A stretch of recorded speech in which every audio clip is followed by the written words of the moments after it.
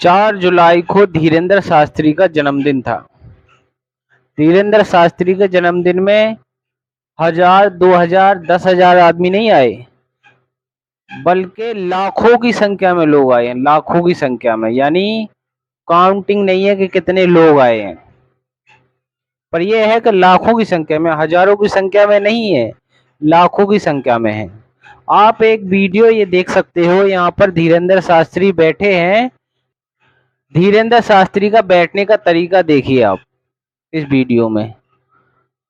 एक पैर ऊपर, एक तरफ पैर नीचे, यानी कि जैसे भोले बाबा जी बैठते हैं अपने आसन पे, ऐसे धीरेन्द्र शास्त्री जी बैठे हैं। क्योंकि आजकल ये अपने आप को इंसान नहीं, भगवान समझ रहे हैं।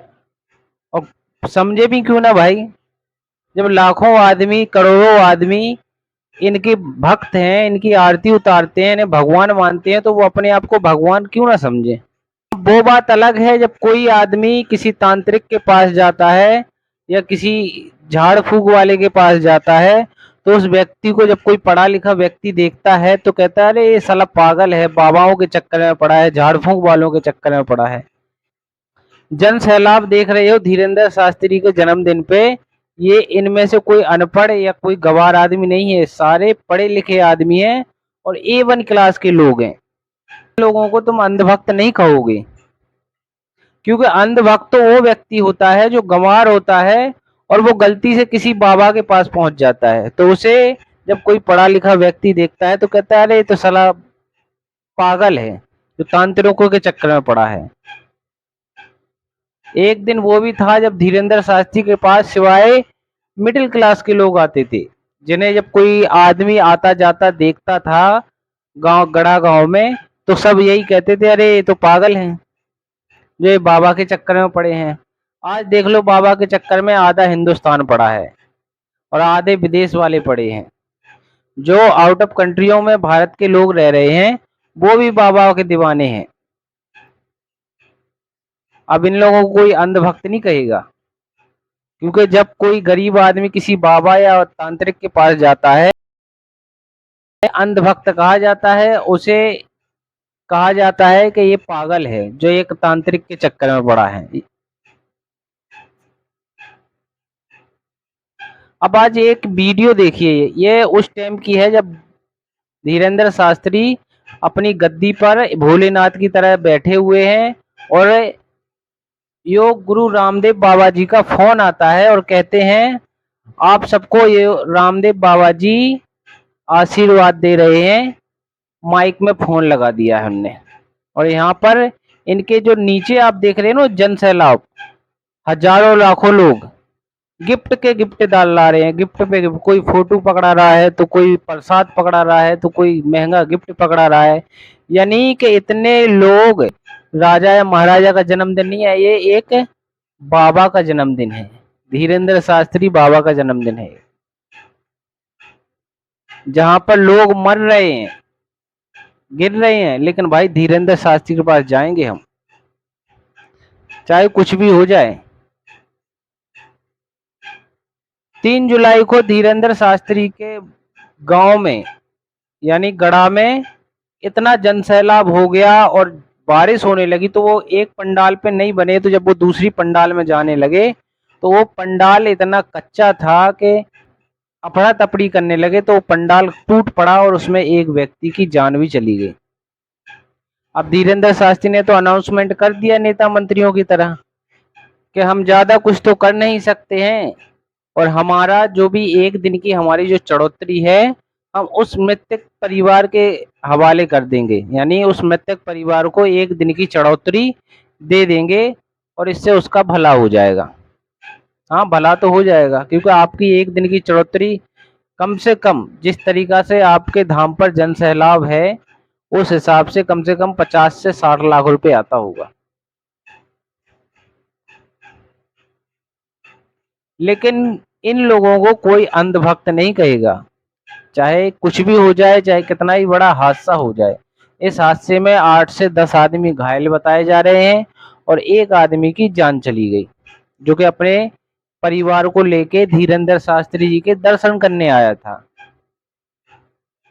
यानी कि मुझे ये समझ नहीं आता है कि वहाँ पर लोग हनुमान जी के दर्शन करने के लिए आते हैं। गांव गढ़ा में बागेश्वर धाम कई साल पहले भी था और आज भी है, लेकिन मुझे तो ये लगता है कि हनुमान जी के दर्शन कम करने जाते हैं और धीरेन्द्र शास्त्री के जादू मंत्र तन टोटका देखने के लिए ज्यादा जाते हैं।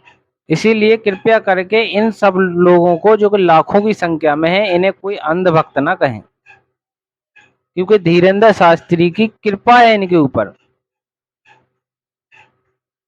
आप देखिए, कम से कम यहाँ पे लाखों की संख्या में लोग हैं और इस संख्या में हर एक व्यक्ति के पास धीरेन्द्र शास्त्री के लिए बर्थडे गिफ्ट है। अब सोचो, 1 लाख गिफ्ट धीरेन्द्र शास्त्री जी रखेंगे कहाँ? अंधभक्त उन लोगों को कहा जाता है जब कोई गरीब आदमी, मजदूर आदमी किसी तांत्रिक के पास जाता है अपना इलाज कराने, तब उसे अंधभक्त कहा जाता है कि ये तो पागल है, तांत्रिक के पास इलाज कराने जा रहा है। लेकिन जो धीरेन्द्र शास्त्री के पास अपना इलाज कराने जाता है, वो ना ही अनपढ़ रहता है और ना ही वो उसे अंधभक्त कह सकते हैं। वो एक पढ़ा लिखा A1 क्लास का आदमी रहता है। अब उसे कोई अंधभक्त कहेगा, उसे कोई अंधभक्त नहीं कह सकता है, क्योंकि वो पढ़ा लिखा व्यक्ति है, समझदार व्यक्ति है, उसने साइंस की किताबें पढ़ी होंगी। अब धीरेन्द्र शास्त्री तो भैया हनुमान जी से डायरेक्ट कांटेक्ट कर लेते हैं। अगर उनकी पंडाल में कोई इधर उधर, पंडाल से बाहर भी कोई व्यक्ति होगा ना लाखों की संख्या में, तो वो उन्हें भी बुला लेते हैं। हाँ भाई, हरे कलर के कपड़े पहन रखे हैं, पीले कलर का गमछा लगा रखा है, चश्मा लगा रखा है काले कलर का, आ जाइए। और नाम भी बता देते हैं कि भाई फलाने व्यक्ति का फलाना नाम है। इतने अंतर्यामी हैं धीरेन्द्र शास्त्री जी। लेकिन उनके बागेश्वर धाम पर ये हादसा होने वाला था, तब उनकी ये भविष्यवाणी काम नहीं आई और ये हादसा हो गया। अब धीरेन्द्र शास्त्री जी ये नहीं कह रहे हैं कि मेरे जन्मदिन पे एक ये अशुभ कार्य हो गया है कि एक व्यक्ति की जान चली गई और 8 से 10 आदमी घायल भी हो गए। कृपया करके मेरी सबसे यही रिक्वेस्ट है कि इतने पागल ना बने कि आपकी उस पागलपन में जान तक चली जाए। किसी इंसान के पीछे इतने पागल ना हो, क्योंकि धीरेन्द्र शास्त्री ना तो कोई भगवान है और ना ही कोई अवतार है, एक साधारण सा हमारी तुम्हारी तरह मनुष्य है। आप बुंदेलखंड में हर एक गांव में धीरेन्द्र शास्त्री जैसे 5 व्यक्ति मिल जाएंगे, हर एक गांव में। और आपको अगर यकीन ना हो तो मैं आपको एक ना एक दिन लाइव दिखा दूंगा कि ये देखो, धीरेन्द्र शास्त्री जैसे बुंदेलखंड के अंदर, खाली बुंदेलखंड के अंदर हर एक गांव में 5 व्यक्ति हैं जो झाड़ फूंक और तंत्र विद्या का ही काम करते हैं। धीरेन्द्र शास्त्री जैसे पर्चा बनाने वाले कम से कम बुंदेलखंड में 50 से 60 व्यक्ति निकलेंगे।